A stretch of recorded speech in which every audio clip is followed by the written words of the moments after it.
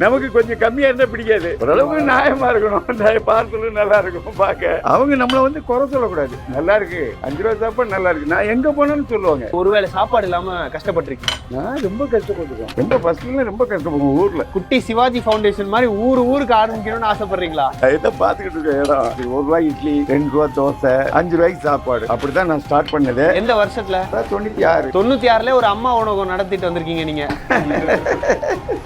கண்டிப்பா கண்டிப்பா கண்டிப்பா. சரி, ஓகே. எப்படி 5 ரூபாய்க்கு கொடுக்கணும்னு ஆசை வந்தது உங்களுக்கு? இல்ல, நான் வெளியே சாப்பிட்டுருக்கேன். நான் 1000 லைட்ல சைக்கிள் ஓட்டிக்கிட்டு கூலி வேலை செய்யல 5 ரூபாய்க்கு சாப்பாடு சாப்பிட்ருக்கேன்.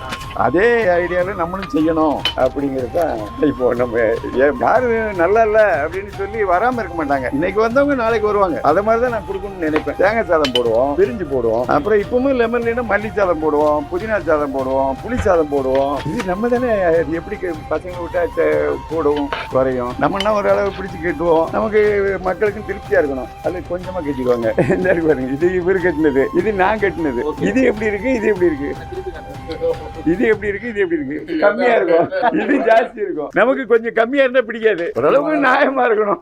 பார்சலும் நல்லா இருக்கும் பார்க்க. ஓகே. அவங்க நம்மள வந்து குறை சொல்லக்கூடாது. நல்லா இருக்கு 5 ரூபா சாப்பாடு நல்லா இருக்கு. நான் எங்க போனாலும் சொல்லுவாங்க. இப்ப நான் திடீர்னு ஒரு ஆட்டோ ரிப்பேர்னு புதுப்பேட்டை போனா சொல்லுவாங்க. திடீர்னு எங்கேயாவது அடையாறு போனா சொல்லுவாங்க. திடீர்னு இப்ப நந்தனம் போனா சொல்லுவாங்க. ஒரு 5 ரூபா சாப்பாடு கேட்டு 5 ரூபா சாப்பாடு போடுறாரு. அதை பெருசா சொல்லுவாங்க. அப்ப எனக்கு அது ஒரு சந்தோஷமா இருக்கும். ஒருவேளை சாப்பாடு இல்லாம கஷ்டப்பட்டிருக்கீங்க? நான் ரொம்ப கஷ்டப்பட்டிருக்கோம். ரொம்ப ஃபர்ஸ்ட்ல ரொம்ப கஷ்டப்படுவோம். ஊர்ல சாப்பாடு கிடையாது. இந்த கம்பு தான், கம்மங்கஞ்சி தான் குடிப்போம். அதனால கஷ்டம் தானே.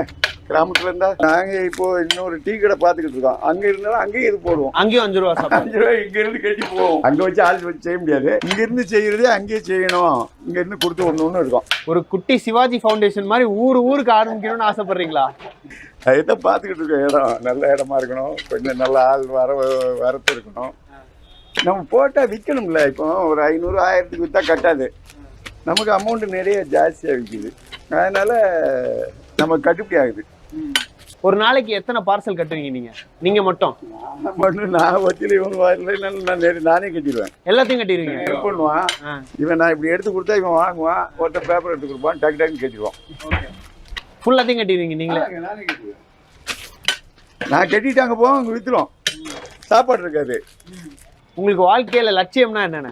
வாழ்க்கையில இதுதான் லட்சியம். இப்போ நம்ம நேற்று வரைக்கும் ஒரு சின்ன சாதாரண கடை, ஒரு 1000 ரூபா 2000 ரூபாயில் ஒரு கடை வச்சுருந்தோம். இன்னைக்கு ஒரு மெயின் ரோட்டில் இருக்கிறோம்.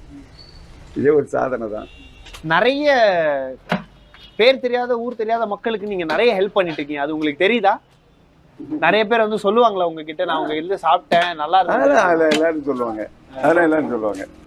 ஆழ்வார்பேட் சைடு வந்தேன். 5 ரூபாய்க்கு தரமான, சுவையான, எப்படி சொல்றது, குவாலிட்டியான சாப்பாடு அப்படின்றது நம்ம லக்ஷ்மி டீ ஸ்டால் அப்படின்ற ஒரு இடத்துல கிடைக்கிது அப்படின்னாங்க.